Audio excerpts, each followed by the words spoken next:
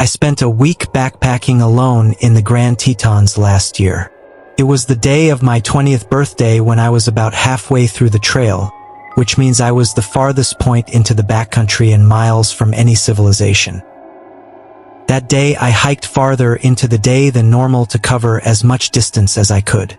This was a mistake, because when I reached the designated permit campsite areas, most were already taken. I continued on the trail before I reached something that kind of resembled a campsite. It was a small dirt area under a tree that sat adjacent to a tiny stream.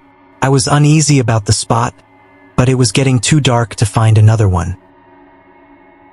I set up my tent and fell asleep alone in my small two-person tent right as the sun went down.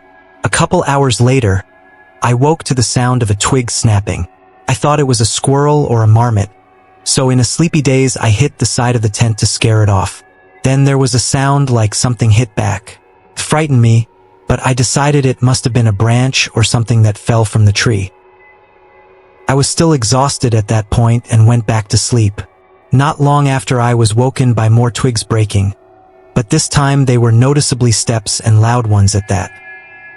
I knew I was in bear country, but it was pitch black and I had the rain cover on and couldn't see anything. I hoped it was a deer and that it would wander off, and the sounds did stop. For a while.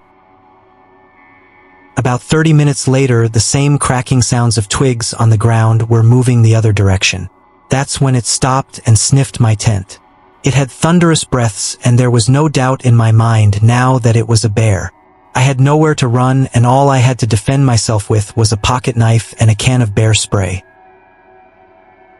So, I stayed up the rest of the night wide awake with both in my hands ready to defend myself.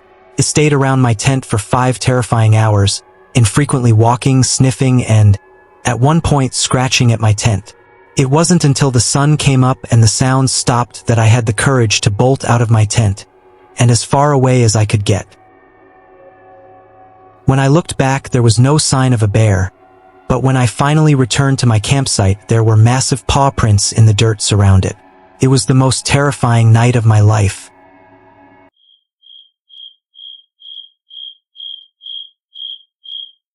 This story took place in Pakistan. Traveling with me in the old VW wagon were 4 big black dudes from Harlem, heading toward India. The next day, after a long, lazy breakfast, we said goodbye to our hosts and under a blazing blue sky, squeezed into the small VW station wagon and headed back to the main road, which, as it turned south, became the AH-1. We were all tired, and talk of cricket balls and wickets, commingled with memories of loud music and happy, twisting dancers. The country surrounding us was hilly and scrubby, with a few small towns along the way. We could faintly discern a mountain range to the north, the foothills of the mighty Himalayas.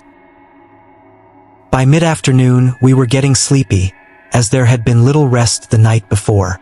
One of the guys, who called himself Amir, they had all adopted Muslim names, suggested we find a quiet place to camp for the night. We agreed, and just south of Gujarat, I turned off onto a small, bumpy road which, according to our map, would lead us to a river. Half an hour later, after a slow, careful drive, the Chenab River came into view, a wide, brown, muddy waterway that started in the Himalayas and ended in the plains of the Punjab.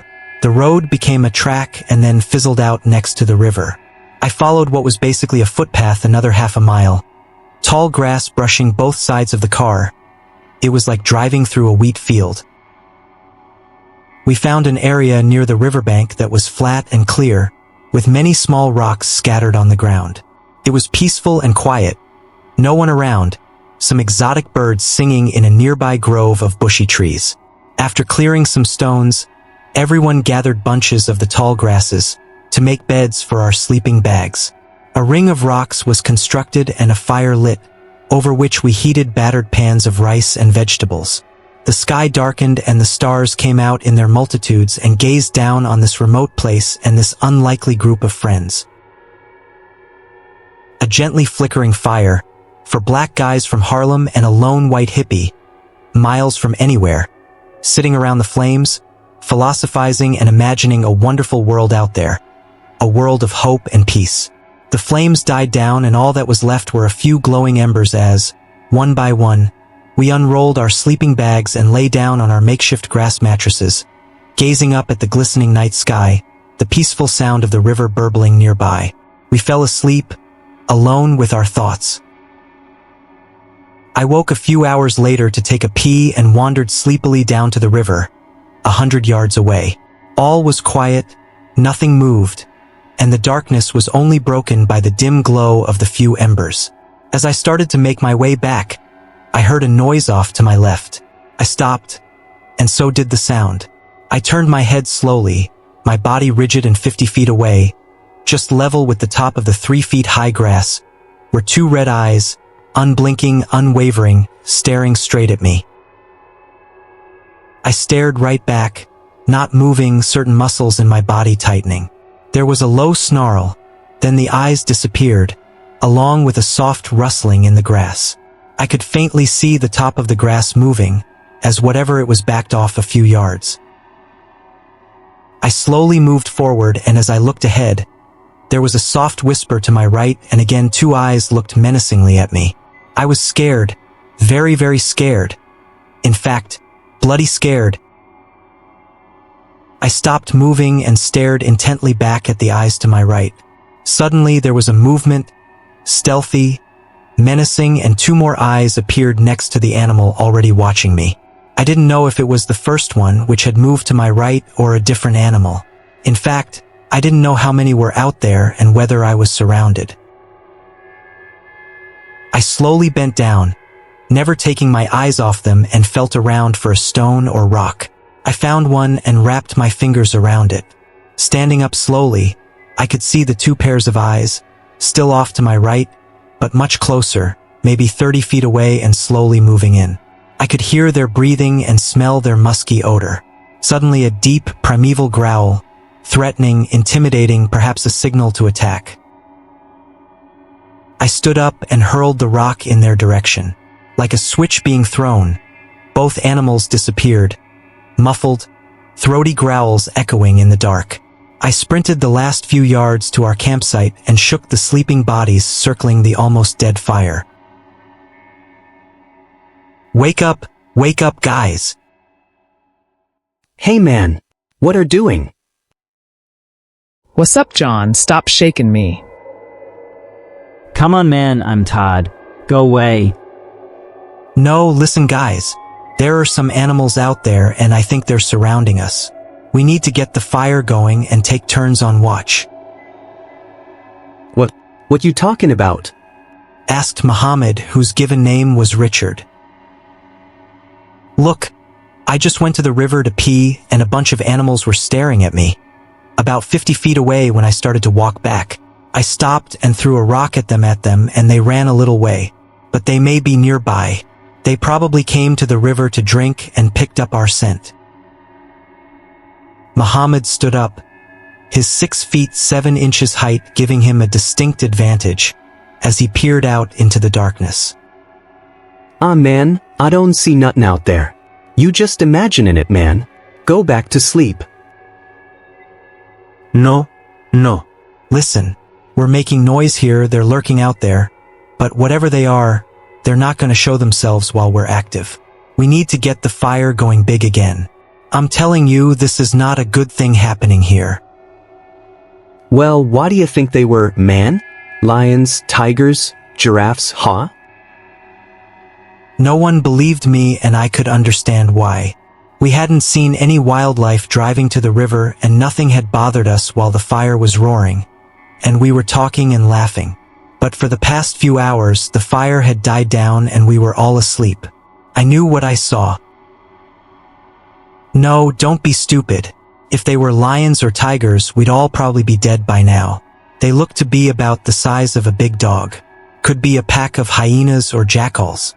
I couldn't see their faces, just their eyes, and they were damn scary. So, what'd you want to do? Go looking for them? No man, that would be nuts. I think we should build the fire back up and take turns standing watch and keeping it going until daylight. These are probably nocturnal animals and they'll be gone in a few hours, when the sun comes up. Nah, come on, man. You was dreaming or sleepwalking or something. I'm going back to sleep.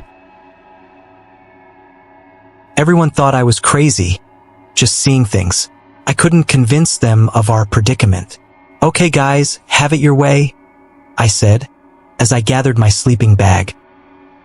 Hey, where are you going, John? Me, I'm going to fold down the back seat and sleep in the car, with the doors locked. Good night, gentlemen.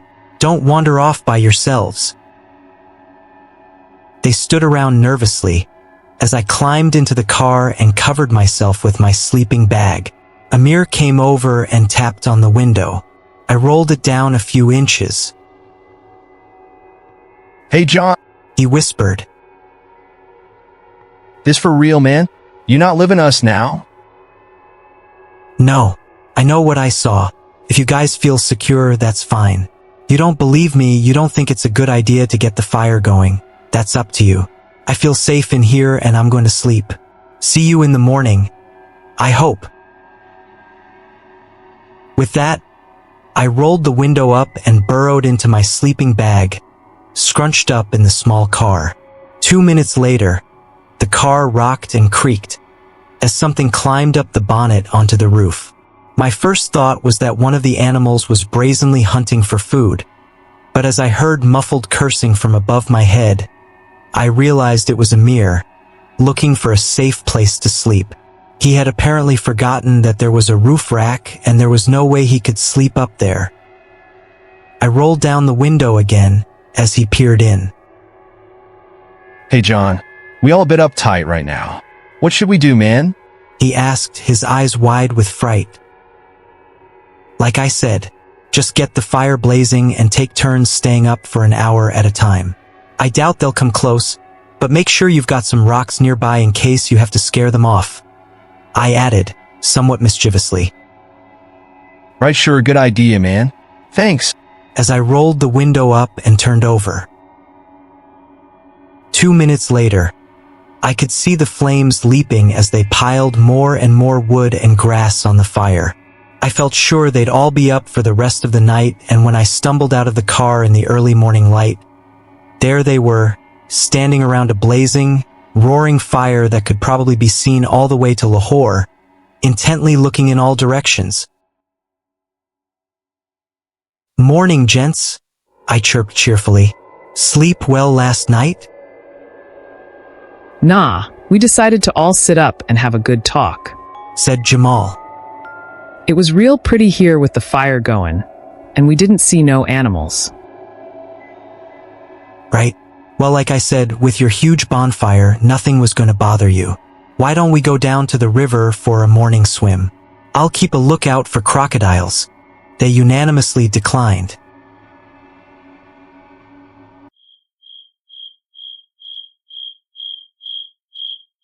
I was pretty young, went camping with my dad in Alabama. It's late at night, the embers of the fire are dying down, and we're about to go to sleep when we hear what I can only describe as a bone-chilling moan in the woods. We looked at each other and decided it was trees rubbing together, but then it happened 2 more times. My dad grabbed the flashlight and I walked behind him with a big stick, determined I would save him if something went wrong. Eventually, we discover a woman lying on the ground, not far from our campsite. She was on a hill with her head facing down, feet uphill, continuing to moan. Turns out she had so much to drink that she could hardly talk, but she was also camping out in these woods with her boyfriend. They had a big fight and he drove away, leaving her alone in the forest. She had seen our fire dying and wanted to give us the rest of her firewood before she left too, but had tripped and was too drunk to get up. We got her back to her campsite and made sure she wasn't driving anywhere that night. I'll never forget that moaning sound though.